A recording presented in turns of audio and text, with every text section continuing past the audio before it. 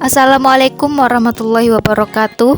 Kali ini kita akan membahas materi tentang evaluasi pembelajaran matematika yang diampu oleh Bapak Ervin Effendi. Saya sendiri, Hilda Hirmaliza Hertin, NIM 19010335, kelas 5B.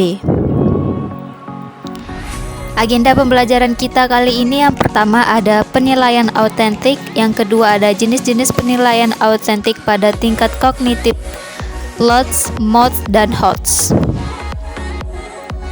Penilaian autentik.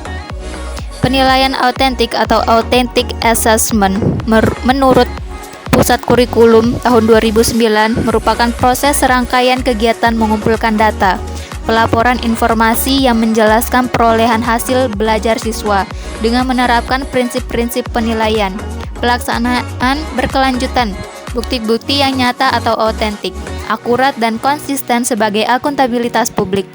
Nurhadi, Hendriana, dan Utari pada tahun 2014 memaparkan penilaian autentik merupakan kegiatan penilaian dari hasil pencapaian kinerja siswa yang dilakukan secara sebagai teknik atau strategi, di mana siswa mampu menyampaikan kembali, melakukan membuktikan, menunjukkan secara tepat sebagai cerminan bahwa tujuan pembelajaran sudah tercapai.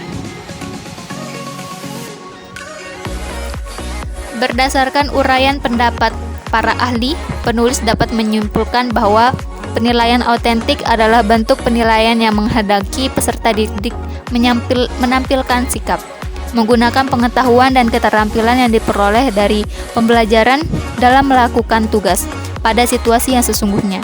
Penilaian autentik dilakukan secara komprehensif untuk menilai dari masukan, proses, dan keluaran yang mengukur hasil belajar peserta didik, meliputi ranah sikap efektif, pengetahuan afektif, pengetahuan atau kognitif, dan keterampilan atau psikomotorik.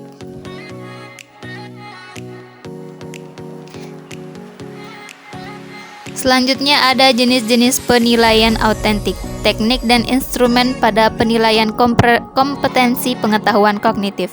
Ranah kognitif mencakup kemampuan berpikir, yaitu berkenaan dengan pengenalan pengetahuan, perkembangan pengetahuan, dan keterampilan intelektual atau akal.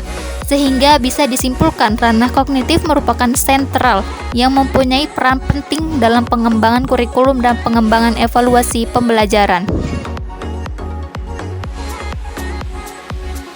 Yang pertama ada pengetahuan dan pemahaman level 1 atau Lower Order Thinking Skill atau LOTS.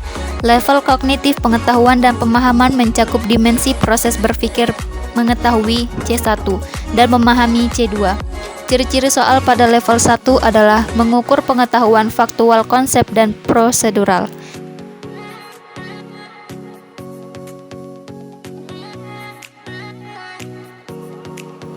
Contohnya ada remember atau mengingat. Dari soal tipe ini, misalnya Rubik's Cube merupakan contoh dari bangun ruang berupa. Jawabannya adalah kubus. Soal tersebut hanya meminta siswa untuk mengandalkan ingatan. Contoh selanjutnya ada understand atau pemahaman.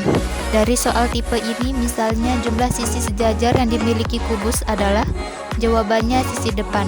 Kubus sejajar dengan sisi belakang, sisi atas sejajar dengan bawah, sisi kanan sejajar dengan kiri. Maka siswa dapat memahami bahwa kubus memiliki 3 pasang sisi yang berbeda. Yang kedua ada aplikasi level 2 atau MODS. Level kognitif aplikasi mencakup dimensi proses berpikir menerapkan atau mengaplikasikan C3. Ciri-ciri soal pada level 2 adalah mengukur kemampuan, menggunakan pengetahuan faktual, konseptual, dan prosedural tertentu pada konsep lain dalam mapel yang sama atau mapel lainnya. Kedua ada menerapkan pengetahuan faktual, konseptual, dan prosedural tertentu untuk menyesuaikan masalah kontekstual situasi lain.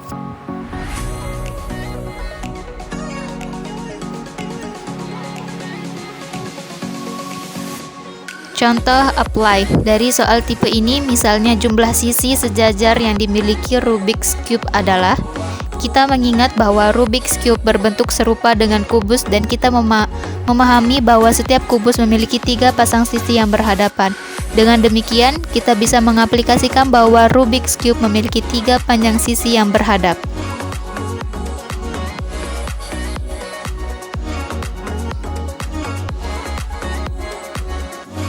Yang ketiga ada penalaran level 3 atau HOTS.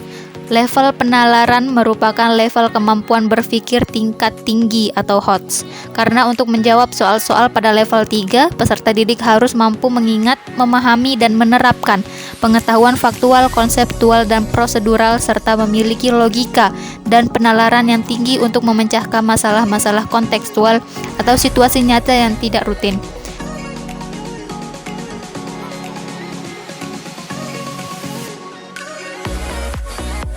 Contoh analyze. Dari soal tipe ini, misalnya jika suatu Rubik's Cube memiliki sisi sebesar 6 cm, maka panjang diagonal sisinya adalah. Analisis bahwa setiap sisi dari kubus merupakan persegi, dan persegi dapat dilihat sebagai dua segitiga siku-siku sebagai berikut.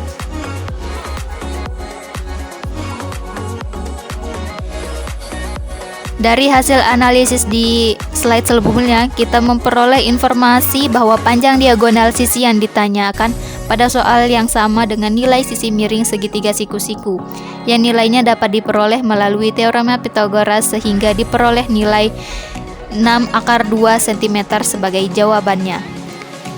Contoh evaluate dari soal tipe ini, misalnya jika suatu Rubik's Cube memiliki sisi sebesar 6 cm, maka panjang diagonal ruangnya adalah.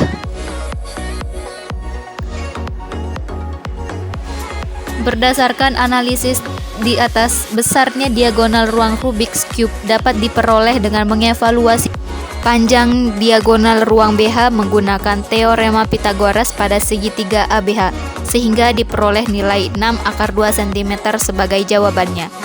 Terima kasih. Kurang lebihnya mohon dimaafkan. Wassalamualaikum warahmatullahi wabarakatuh.